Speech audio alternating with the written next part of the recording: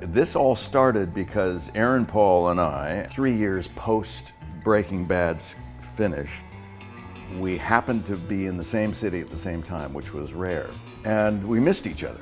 So I said, well, I think it's too early to work together. Yeah, it's too early. Maybe we can do a play or something. Maybe. And then Aaron Paul says, let's create our own mezcal brand. And I said, wow, that is a terrible idea. I don't know anything about spirits business.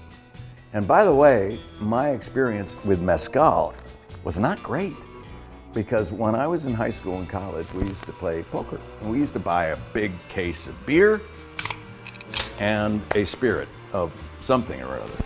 And I remember someone bringing mezcal, and it tasted like carpet cleaner.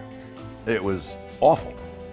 And so when he said, hey, how about mezcal? I immediately went back to my high school, college, and I went, ooh. And he said, no, you had a terrible experience. Come with me. So we went to a mezcal bar in New York City. We sat down at the bar and sipped so many different varieties of mezcal that I was completely won over. And so I said, okay, all right, let's go down to Oaxaca. Let's be authentic with this. Let's find something that we both really love. Neither one of us wanted to just put our name on something and say, hey, good luck, hope it works out. We wanted to do something that we can be passionate about and justify the time it takes to invest in that.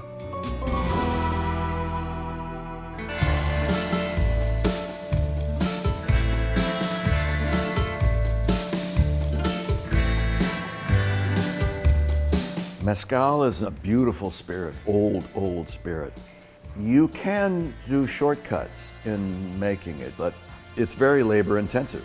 To prove the old world process, at our palenques, which is the name for the processing plant, there's no electricity. There's no electricity needed to produce this. It was important for Aaron and I to do this right.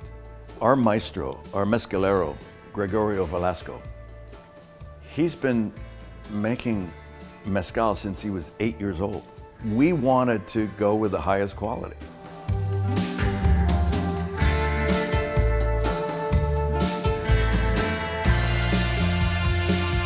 We don't have to do this. We do this because we fell in love with the spirit. We fell in love with the culture and the families and the communities down in Oaxaca, Mexico that make our brand and others around the region. They're beautiful people, hardworking people. So we asked, what is it that the town needs? And collectively they said, well, we could use a new water system. Okay.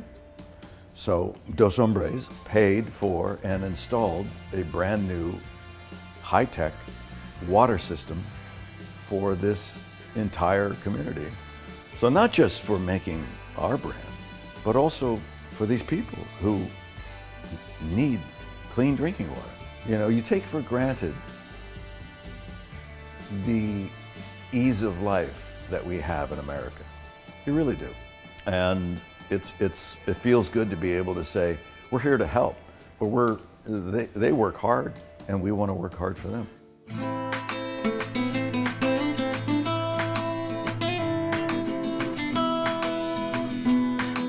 The espadín takes about 6 years to mature as a plant. The tobola is around 25 years. And it is also a much smaller plant. So the yield from it, it's difficult. You have to find it in the wild. We have a policy there where with every plant is harvested, we replant 2 plants so that we know that our company and other companies can harvest the tobola in the future. On Breaking Bad, I was definitely the senior partner and Aaron Paul was the junior partner. And on Dos Hombres, it's flipped. He really was the spirit behind the spirit. He was the one who had the initial idea. And he spearheaded our social media program, and he's done an incredible amount of work.